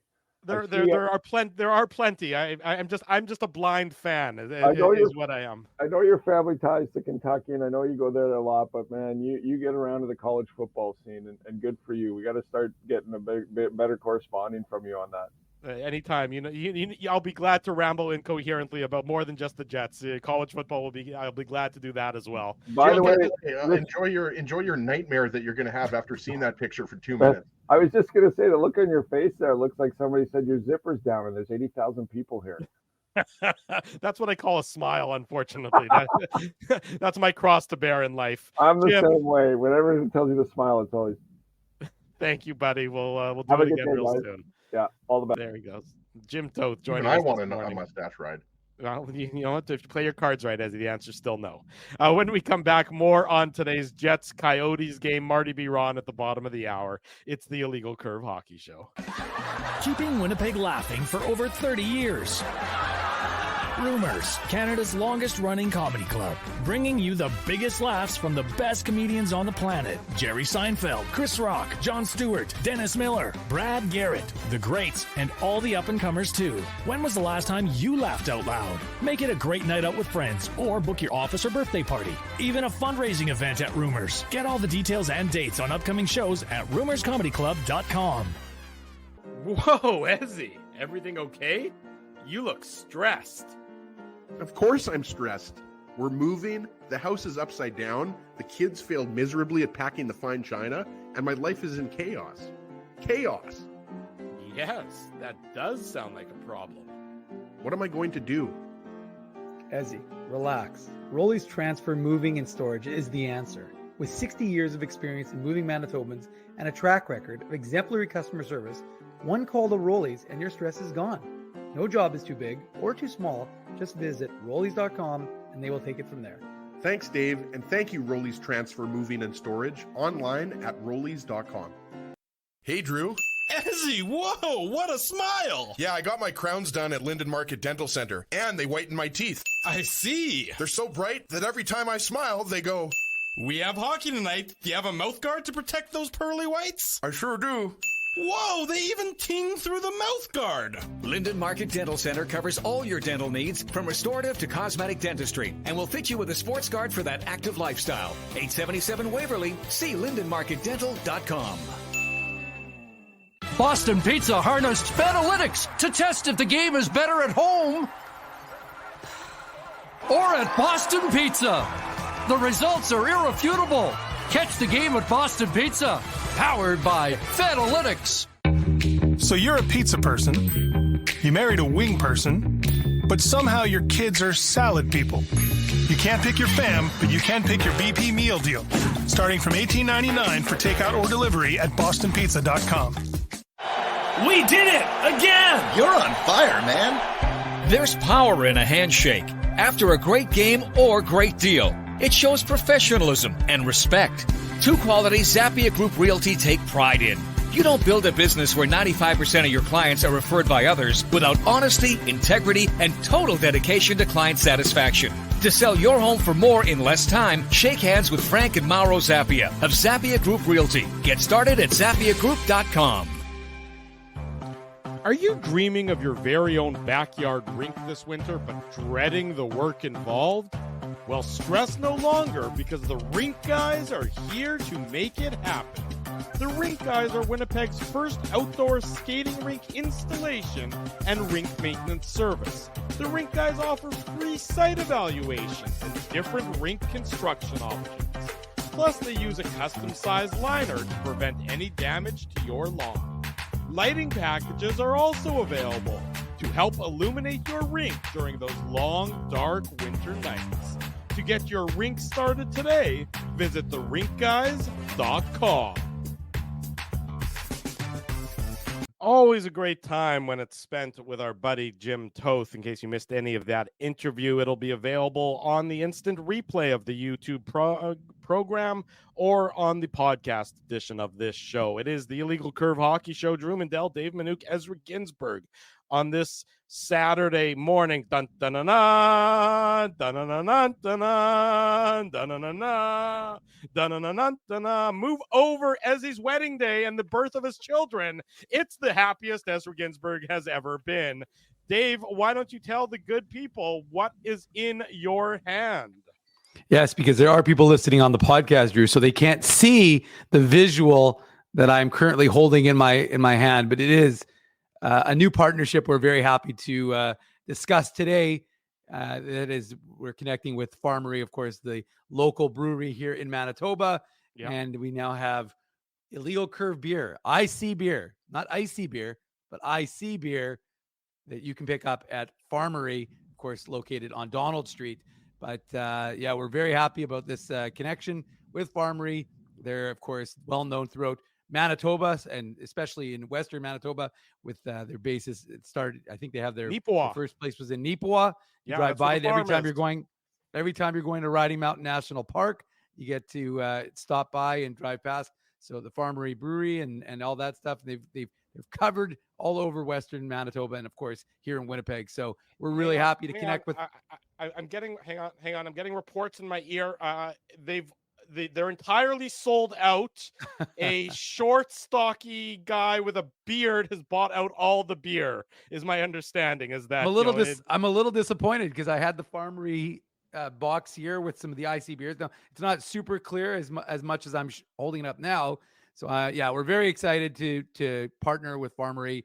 We're going to probably do some shows at their location on Donald, and we're overjoyed that they were happy to enter into a partnership with us. And so, yeah, if you want to pick up some IC beer, you can actually get it. It is now available at their Donald location. So that's where we start this foray into the IC beer. But yeah, like I said, Illegal Curve Hockey and Farmery, it is a connection, a Manitoba connection. We're keeping it Manitoba, folks. So it's delicious beer. I was going to do a tasting with Ezzy. I had a couple of wobbly pops in the fridge ready to go, but unfortunately we had internet issues here at my maison. But we will be doing that live taste testing of IC beer. Get yours today at the Donald location. I believe it's open at 9:00 in the morning, and I'm not entirely certain what time they close. I think around 6. So get there and get your IC beer in support of IC and in support of Farmery. Can you talk about your emotions right now? Can you talk about how you're feeling on this monumental occasion? Your worlds are colliding so firmly. Just sort of talk us through how you're feeling at the moment. Well, first of all, I mean, Dave just mentioned it, but thank you to our friends at Farmery Brewing for making a personal dream of mine come true. I mean, it's so exciting. And I'm not sure, like I told Mess that I wasn't going to cry, but I'm not sure if that you guys have seen the tears going down my eyes. But I mean, this is very emotional for me. But yeah, in all seriousness, we're super pumped up about this. And also thanks to the fine folks at Farmery for dropping off 65 boxes of that Illegal Curve beer. I should probably be able to finish that by the end of the day. But yeah, as Dave said, it's going to be available, or it is available now. It is available, Dave, at Farmery on Donald. So as soon as the show's over, I'm going to be spending all the money in my checking account to boost up those sales for the Illegal Curve beer. But no, we're super pumped about it. We're going to be obviously promoting it on the IC Hockey Show, the post-game show on the website. I'm going to be asking every single one of my friends to buy at least one case of it. But it's just For awesome. you. Lots of fun. And like Dave said, we're going to be doing some shows there. I don't think we've finalized the shows, but it's going to be lots of fun. And again, big thanks. Great to have Farmery Brewery on board with IC, 2 great Manitoba brands. Yeah, so if you ever had any qualms about drinking heavily, but responsibly, at 9 a.m. while watching the Illegal Curve Hockey Show, those qualms shall go away. You can tip a few back while supporting Illegal Curve, while watching Illegal Curve, and then it's just all sorts of great Illegal Curve activity going on. Dave's face not included with the IC beer right now. Well, I'm going to talk to the boys at Farmery. We'll see if we can get, I was hoping we could do a contest where one side of the label would have the Illegal Curve logo. The other side would have like just Ezzy's big grin with that big picture of Ezzy when he's smiling, and just have Ezzy's face there. But eating grin that only Ezzy can display properly. Yeah. Anyway, so we're, like I said, I'm really happy. I'm as everyone knows, love my Manitoba connection. So when we can connect with a Manitoba brand like Farmery, it's really exciting for us. And in so Shane Knighty's hometown. Curve. Yeah, That's he is. true. That is true. Home of the Stanley Cup champion Shane Knighty as you drive through there, and there's a lot of Stanley Cup champions when you drive through these small Westman towns area. and yeah, exactly. So, anyways, like I said, it'll be a lot of fun. We're looking forward to it. So lots of fun things to look forward to with Illegal Curve and Farmery. But like I said, for now you can get it at the Donald location, and maybe in the future some other locations. But for now, head to Donald. Tell them Illegal Curve. Well, this is just the beginning. We're going global after this. Oh yeah, no question about it. All righty, let's get back to today's Jets Coyotes game, which will take place starting at 3:00 this afternoon in Tempe, Arizona, at Mullet Arena. Post-game show right around 5:45 or so, and may or may not involve a couple of those cold IC beers. But the Jets and the Coyotes, again, we talked about it off the start of the show. This is not the same Coyotes team that has been a bottom feeder for the last number of years. It's not your grandpa's Coyotes team. No, not Said not no by a one long ever. shot. There's still some weaknesses. Let's not get carried away and think that all of a sudden this is a Stanley Cup contending team, because they're not. But they're not. They're not terribly dissimilar from the Winnipeg Jets. I think overall, I still prefer the Jets roster to that of the Coyotes. But you look at their forward group, and there's some talent there, and there's some bona fide NHLers, up and down the lineup. They have a lot of young talent, particularly in that bottom six. When you talk about a guy like Logan Cooley, who's just been having a tremendous start to his season, but they also have a veteran presence there on the back on the fourth line, and a guy like Alexander Kerfoot. So there's a good mix of young and veteran. They have we know how talented Clayton Keller is, and he's been terrific to start the season for the Coyotes. I believe he's up to 9 points in their first 10 games, and Nick Schmaltz has got a point per game. So the Jets certainly have to be prepared against this Coyotes team, because if they take them lightly for whatever reason, they're going to lose the hockey game, in my estimation. Yeah, and I think that, the Coyotes were a young, fast-skilled team last year, but I mean, the biggest difference, I think, is you add Matt Dumba and you add Sean Dursey on the back end, right? And Sean Dursey, I believe this is his third year or fourth year. I mean, this is a good defenseman. He had 35, 37 points last year with the LA Kings. I mean, we know that Matt Dumba, it's been well documented that the Wild had trouble moving Matt Dumba. And, at this point in his career, you could argue, what his ceiling is. He was a first-round pick, of course, and he's kind of now, like, is he a second pairing defenseman on a good team, or is he a third pairing defenseman? But the reality is upgrade on the Coyotes. Well, exactly. And they've added him. And I think they only gave up a draft pick to get Dursey, if I'm not mistaken. And I was surprised by that. There was a lot of talk, guys, if you remember, before Pierre-Luc Dubois was traded to the Kings, Sean Dursey's name was thrown out there as a possible guy that the Jets might want, right? And I thought there was no way they were going to trade Dursey. He was, if you remember going way back, he was part of that Jake Muzzin trade between the Kings and the Leafs, right? So you're absolutely right, Drew. I mean, let's be honest here, a huge difference. And when you're talking about the Coyotes, who are not a team that have superstars, yes, Nick Schmaltz, Clayton Keller, good players. Barrett Hayton, strangely, doesn't have a single point. Isn't it bizarre? The top line center. I haven't been watching a lot of Coyotes games, and I don't think a lot a lot are. Well, there's 4,800 people. Either. Yeah, there's less than 5,000 people watching them on a nightly basis in Tempe. But the biggest difference is Logan Cooley. I mean, you guys probably saw the joke, I don't know what you call it, meme or GIF that the Coyotes, like, making fun of the Canadians, obviously, for not taking Logan Cooley, but he was an amazing college player. And I mean, this guy is right up there with any other rookie in the NHL. A lot of people picked him before the season started, Dave, to win Rookie of the Year, right? So yeah, there's a lot of speed and skill. And, even though the defense, if you're not going to compare, the Coyotes defense to the Golden Knights or the Hurricanes defense, JJ Moser is a guy, I believe he was a second round pick. This is his second full year in the NHL. Travis Dermott and Matt Dumba is your second line. And then, you got Juuso Valimaki and Troy Stetcher, speaking of University of North Dakota, on the third pair. So the Coyote, and by the way, guys, look at the goal differential. As I get +6, I think. As I get that bug out of my throat. Yeah, they're +6 and the Jets are -5, right? Or -3. I forget what it was. The Coyotes are +7 and the Jets are -5. So yeah, so the like you said, Drew, I mean, the Coyotes have guys that can put the puck in the net. You've got veterans Keller and Schmaltz, and then you've got the young guns like Cooley and Matthias Maselli is a good player. He had a breakout year last year. I think he was around 50 points. Lawson Krause is a good player, and then we talked about the fourth line. You've got young Jack McBain, and then you've got a veteran. The other player is Liam O'Brien, but you talked about the veteran Alex Kerfoot, who's obviously been on a bunch of teams: the Avalanche, the Leafs. Forget if I'm missing a team there, but this Coyotes team, I think the Jets are going to be battling with them. It's hard. Yeah. It's hard to believe that, and obviously, we're only 10 games into the season, and Nash. And by the way, the Jets are in the second wild card spot right now. The Anaheim, who everybody predicted, is in the first wild card spot. Obviously, I'm joking. But I mean, I think that the Coyotes are going to be in contention for a playoff spot. I mean, you can like it or not like it, but when you bring in Sean Durzi and you bring in Matt Dumba on the back end, and you add Logan Cooley, who's one of the best young forwards in the entire league, to supplement guys like Schmaltz and Keller and Barrett Hayton. I mean, it's a pretty good team. I don't think they're going to end up making the playoffs, but I wouldn't be shocked if they do. Yeah, it wouldn't shock me at all, Dave, if this Coyotes team certainly should be competitive. Granted, if they don't have the depth, if they suffer any injuries, but right now, as we sit here today, that's not an issue, obviously, to worry about when the Jets have to match them and be ready for a team that is, a playing pretty good hockey, scoring at a good rate, not giving up a lot. There's no reason to think that the Coyotes and the Jets, as he referenced, won't be battling, largely throughout the course of this entire season.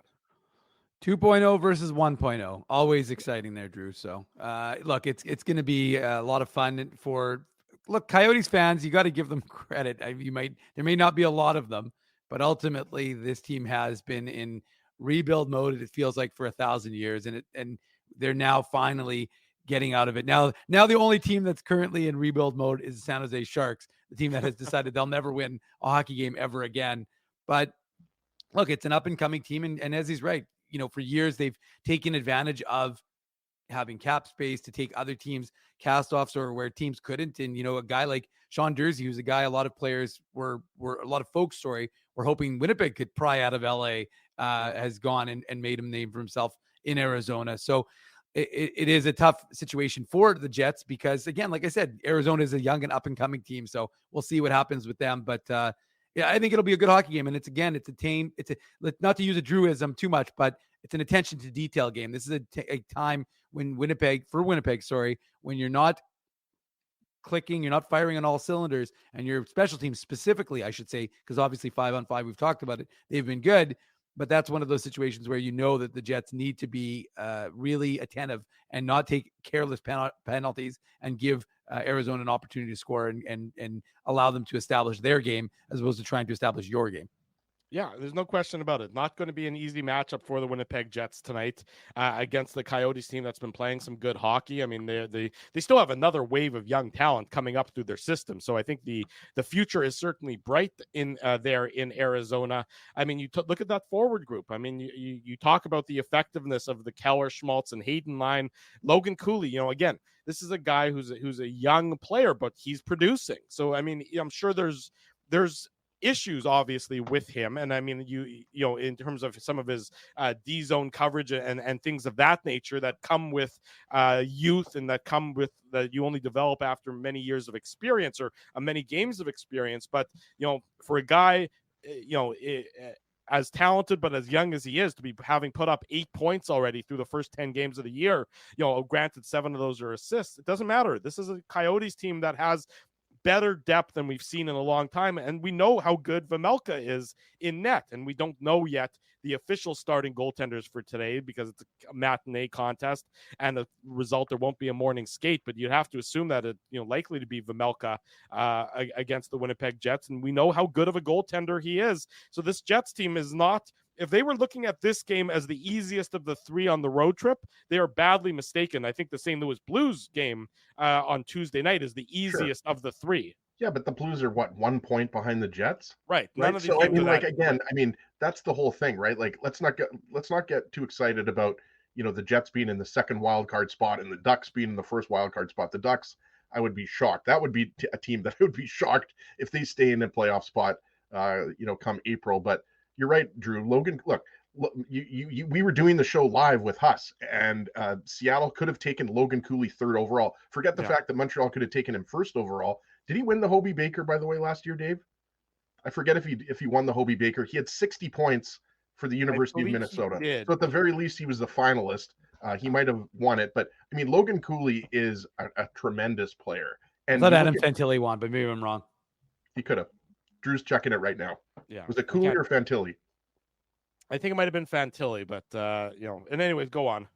You just type in Google and then type in Logan Cooley, Hobey Baker. Thank you. I'm aware. I'm aware how that works. Thank you. Or if you want to use Alta Vista, that's maybe more of your generation. But look, Seattle. Look, Shane Wright, I think, is going to be a very good NHLer. He's playing for Coachella Valley. It was Fantilli who won. So there you go. Cooley must have been a nominee though. 60 points in 37 games for the University of Minnesota. I hope he was at the very least a finalist. Yeah. Drew is now looking up. It was him. Yeah, he was definitely a finalist. There you go. So Cooley's a great player. And like you said, I mean, Keller, Schmaltz, and Hayton, that's a great first line. And then you also had, who's forgetting in there? He's injured now, Jason Zucker. So, I mean, they have better depth. That's the big thing with the Coyotes. Yes, they're not as good as the Vegas Golden Knights or the Colorado Avalanche. I would throw in the Dallas Stars. Those are the top 3 teams, I believe, in the Western Conference. But they're right in there. Like, there's a lot of teams in the mushy middle, right? Like, it's not just the Jets, but you would throw in the Minnesota Wild, you would throw in the Arizona Coyotes, you would throw in the St. Louis Blues, who I don't think are going to make the playoffs. But I mean, the difference between the Jets and the Blues and the Coyotes or the Predators, I mean, there's not a lot of difference here. The Jets, as Jim Toth said, they're a meat and potatoes team that are going to have to battle all year long, most likely, to get into the playoffs. Like, I don't know if the Jets finish 3rd or if they finish 4th in the Central. Maybe, they go on an incredible run and finish in the top 2. I just personally believe in the Central, it's Dallas and Colorado, and then it's kind of, the rest. I think those 2 teams, in my opinion, are clearly the top 2 in the Central. I would agree probably with your assessment there so far. It'll be the Jets and the Coyotes later on this afternoon. Post-game show right around 5:45, give or take a couple of minutes on either side. When we come back, we catch up with our good friend Marty B. Ron, talk about everything going around in the NHL, all sorts of news still to come this morning on the Illegal Curve Hockey Show. Drew Mandel, Dave Minuk, Ezra Ginsburg, stay with us. Much more to come. We're commercial free here through the rest of this morning's broadcast of the Illegal Curve Hockey Show. Drew Mandel, Dave Minuk, Ezra Ginsburg, and our very good friend Marty B. Ron joins us on the program. Marty, good to see you this morning. How are things? Appreciate you finding time for us. No problem. Good to see you. It's one of those days where the Sabres play tonight against the Toronto Maple Leafs. So I was doing some hockey homework, and then I looked outside, and I still see a lot of leaves on my yard. And I'm like, I better get some yard work done too. So got to do both, right? Can't just stick to one. No, or you can just wait for it to snow like I did here in Winnipeg, and now the yard work is all gone, so I don't have to worry anymore. It snowed last week here in Buffalo, but then it didn't stick. So I thought I had it all covered, but it melted. So now I'm exposed with my leaves. I understand. We'll cover the NHL instead of the snow covering the leaves. Marty, I have to start with this one. The Jets played the Golden Knights on Thursday night, and the Golden Knights came away with another victory to improve to 10-0-1 on the season. You always hear about a Stanley Cup hangover. Clearly, that's not the case in Vegas so far this year. How difficult is it, going back to your playing days, how difficult is it for them to be doing what they're doing, starting off the year so strong after the way they finished it last year? Well, unfortunately, I never experienced winning a cup and then having to start another season. But I can tell you this, I went to the conference finals twice. And the first time when we beat Ottawa in the second round and lost to the Carolina Hurricane, the next season we started 10-0-1 with the Buffalo Sabres. We had that hunger, right? We were like, what happened last year in the playoffs? Unfortunately for us, we had to deal with a lot of injuries, and we set in training camp what we wanted our goals to be, and the goals were really high. And often people don't want to put goals in front of themselves because they don't want to, the fear of not matching those expectations. And I think what I've seen out of Vegas with them from the time they got into the league was, you know what, our goals are going to be extremely high. I don't care if we feel like they're unreachable or unattainable. We're going to set them high. And so it's a little bit like it was in 2006, 2007 with the Sabres when we started 10-0-1. And I remember losing in a shootout that 11th game. I wasn't playing. Ryan Miller was playing. We got back to the locker room and guys were mad. They were breaking six.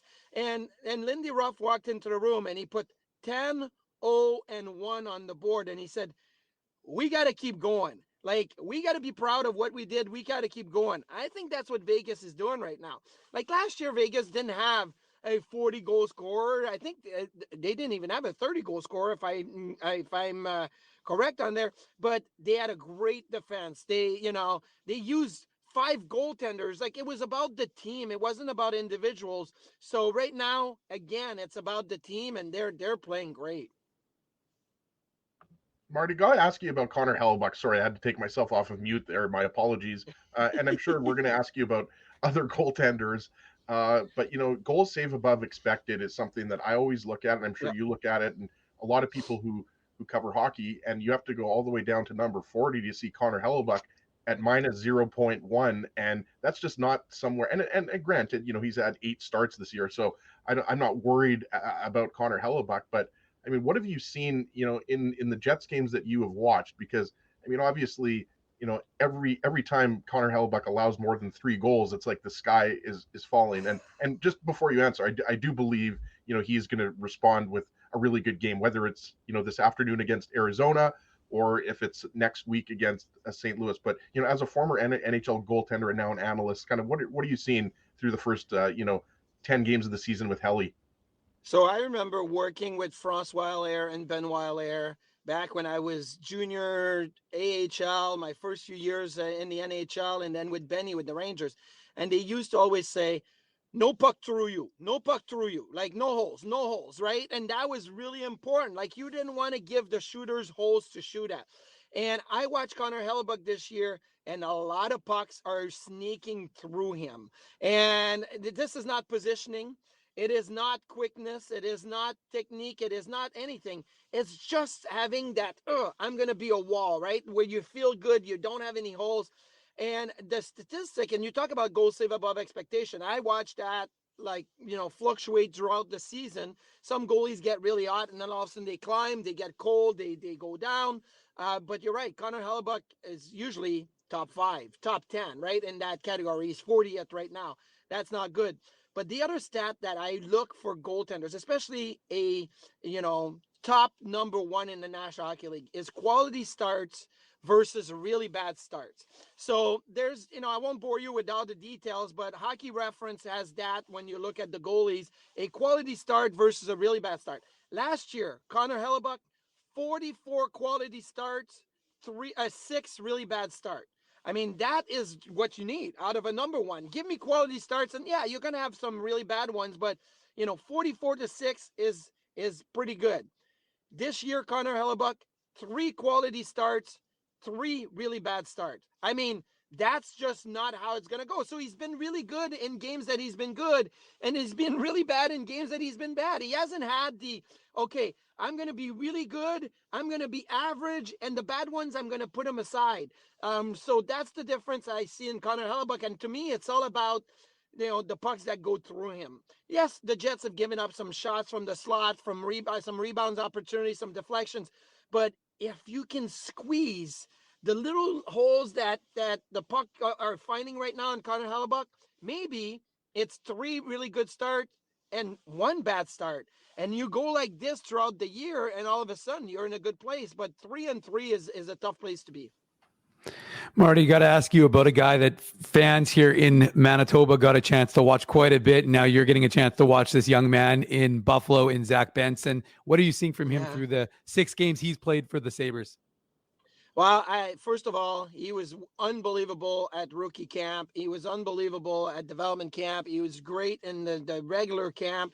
And, he's been given an opportunity. Now he's out week to week with a lower body injury. And obviously they're going to take their time, right? Because there's no rush.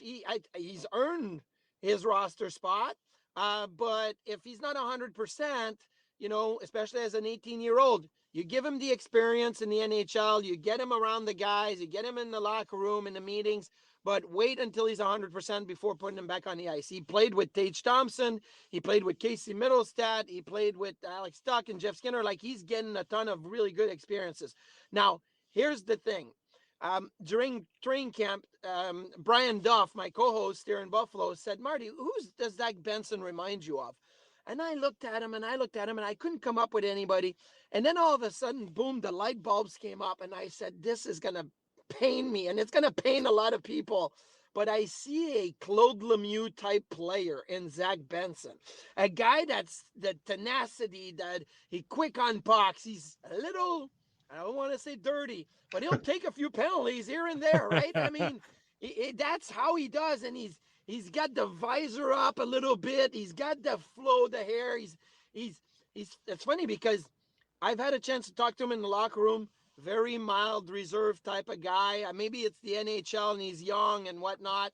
And then he gets on the ice and he has this swagger and this cockiness that comes through, right? So I think he's going to be unbelievable. Now, it may be tricky here in the next little bit because Matt Savoy is ending his 2-week conditioning with the Rochester Americans tonight. Tonight's his last game in the AHL, and then they're going to have to either call up Savoy to Buffalo, play him, which means that takes a roster spot, or he's going to have to go back to juniors because he can't play in the AHL. So it'll be interesting to see if both Savoy and Benson are going to stick with the Sabres long-term.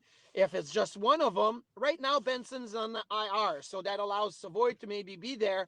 And then Jack Quinn's going to return in December, maybe around Christmas time. So there's going to be some roster decisions, but they don't have to make them right now. It's a good problem for the Sabres to have too much young talent. Marty Biron, our guest on the Illegal Curve Hockey Show on this Saturday morning. Marty, you mentioned you didn't want to say that Benson is dirty, but I asked about Brad Marchand and his interaction with Timothy Liljegren earlier this week. Was that, in your estimation, was that a dirty play, just a hockey play gone bad? What did you think of the of the interaction between those two? I totally understand that every time Brad Marchand is in one of those interactions and somebody gets hurt, people are going to go crazy and yell at the top of, the buildings. Marchand should be suspended for the year. And I look at that play. What I see is two players that are fighting for a puck. And Marchand tries to get his stick. As a left-handed shot, he tries to get his stick over Liljegren's stick to neutralize the stick.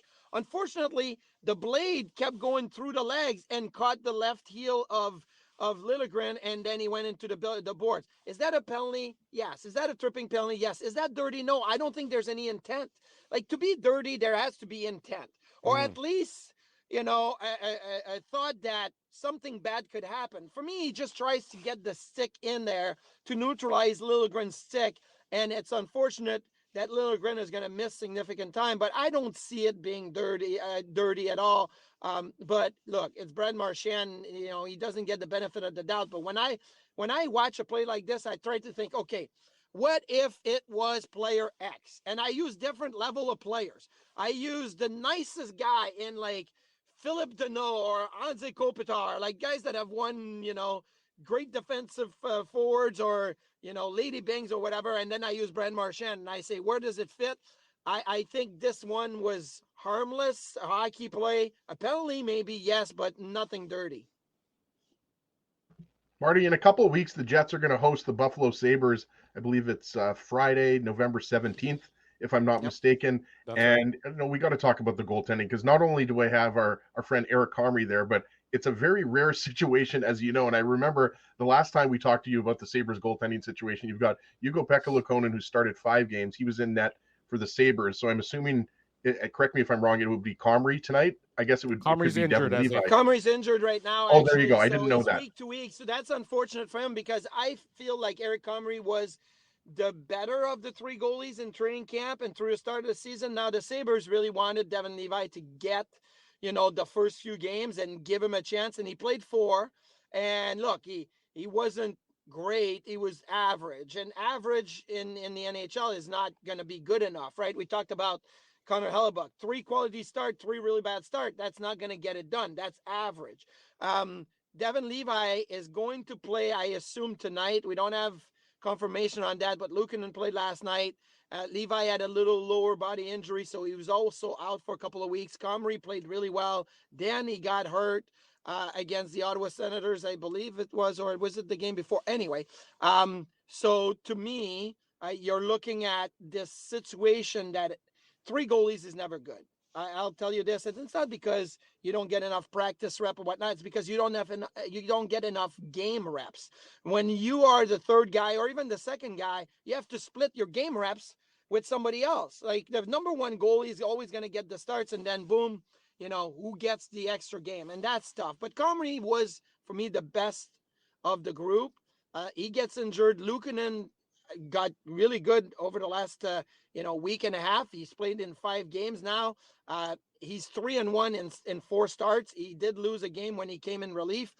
So I look at, they're okay, the Buffalo Sabres are, but something's got to happen at some point. You cannot carry 3 goalies for another season. Last year, at the end of the year, they had 4.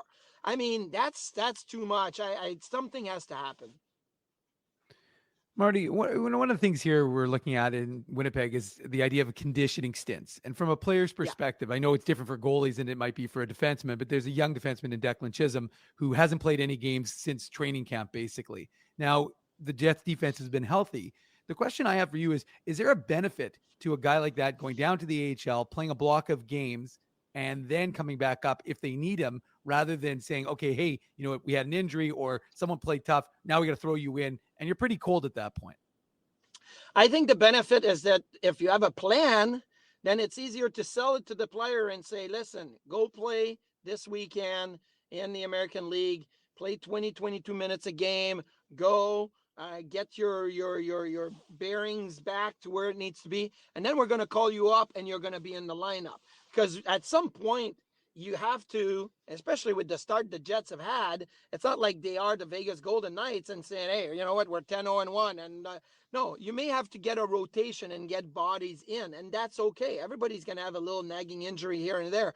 But if you don't have a plan, if it's just, hey, kid, go down, play some games in the American League and we'll see, I don't like that, because it just leaves, you grab your bag and you get out of the building, and then it's like, okay, when am I going to return? And what is going to happen when I go down? Are they going to forget about me? So I think putting a plan in place is always the best way to measure it. Now, the plans can change, but at least if you have an idea of what's going to happen, it works best. I remember the one year, 05-06, Ryan Miller played the first 8 games of the season. And Lindy Ruff came to me and was like, Marty, we're thinking of having you go down to Rochester. I was a veteran in the league by that point. I had played like 6 years already. And I was like, you want to play me in the NHL? Like, you've had 8 games to play me. You want me to get some action, play me in the NHL. And so he's like, you're right. I'm going to get you in. Now, unfortunately for Ryan Miller, and fortunately for me, Ryan Miller got hurt. And then I got to play a lot. And I went on a 13-game winning streak.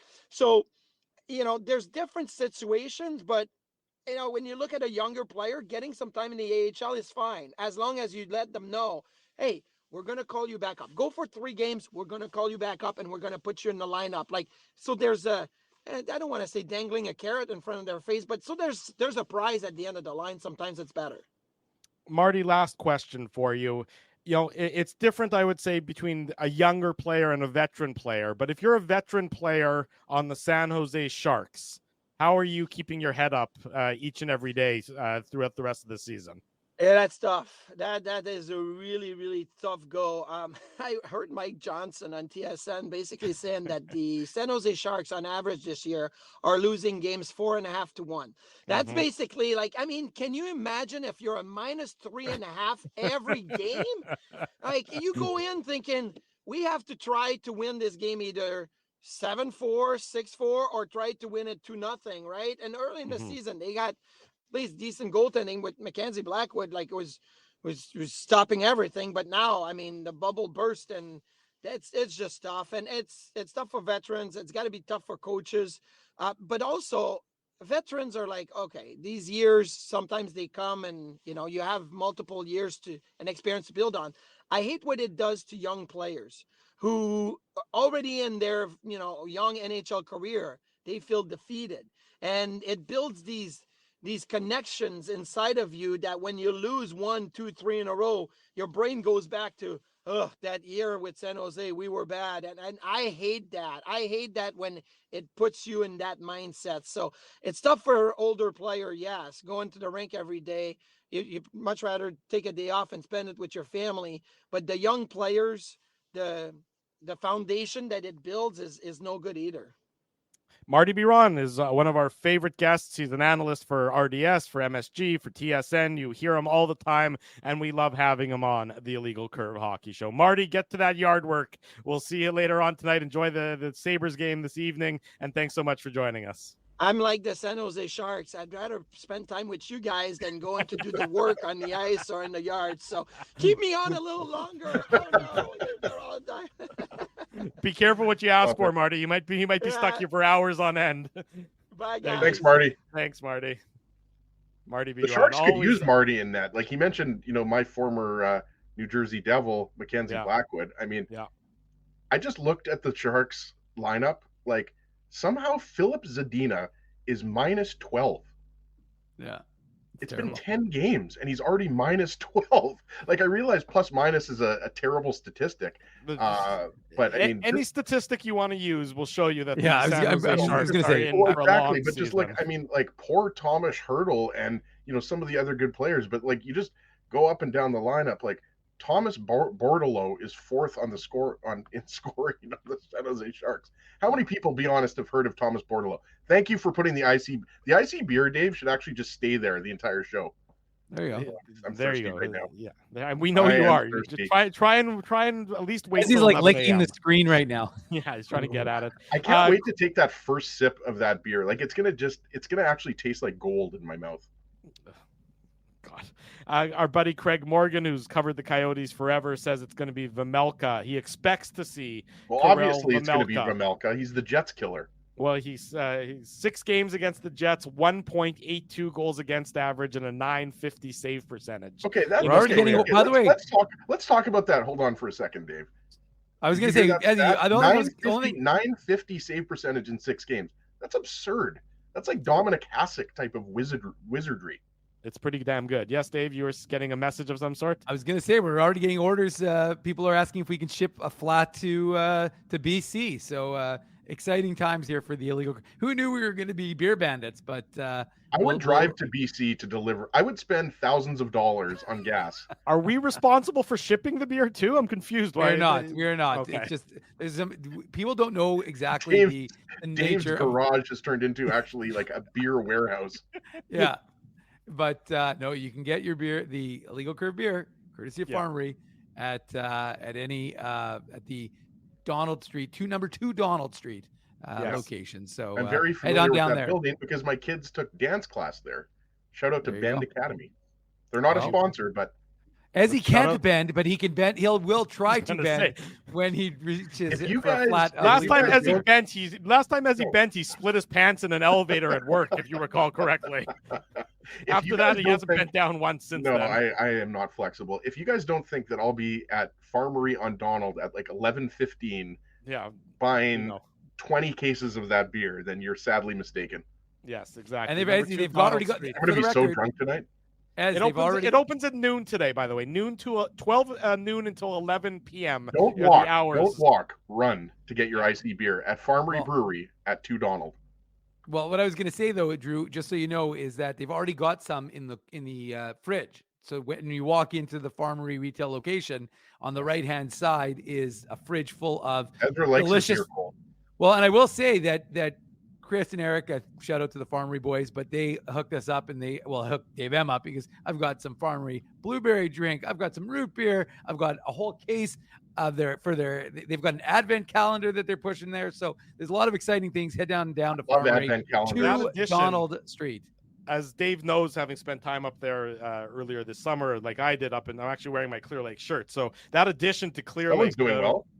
Thank you. The Farmery outlet there in Riding Mountain National Park, right on the main drag there in Wasagaming, is just a tremendous addition. And I may or may not have visited multiple times in my week there. But I did actually. That's how we got this whole thing started. Was because I stopped in there and bought myself a couple of Farmery glasses, and the next thing I know, we're beer barons. So we're excited. It's gonna be a lot of fun. And if you can't get on down to the Donald location, as he's talking, but he's muted. But get on down to the Donald location and pick yourself up some icy beer, and then let us know how it tastes. Yeah, it'll be great. Tonight's we can enjoy the post game show. You can enjoy the Jets and the Coyotes with ice cold illegal curve beer. Post game show this afternoon, 5:45. After the Jets and the Coyotes game, I'll be here. Dave M will be here, although he might not be there. He might be at the Moose game. We're not sure where Dave M is going to be, one or the other. The Moose in action. I won't be joining you boys. I'm going for a pedicure, so I apologize about that. Something tells me Ezzy will still be in the chat. He may not be on the show, but something will tell me like we'll see Ezzy in the chat. But regardless, yeah, Drew, that's true. The Moose are in action. Are you actually going for a pedicure at that time? No, I'm actually not allowed to go for pedicures. There's a picture of me at every single like a wanted poster up at every place. Nobody wants to deal with these feet. No, guys, I'm obviously going to be passed out after I drink 32 illegal curve Farmery beers. So I'm not going to be able to do the post game show. I'm not going to be conscious. There you go. That's the good kind of parent. Put on your antlers. It's time for the Minute Moose Minute on the Illegal Curve Hockey Show.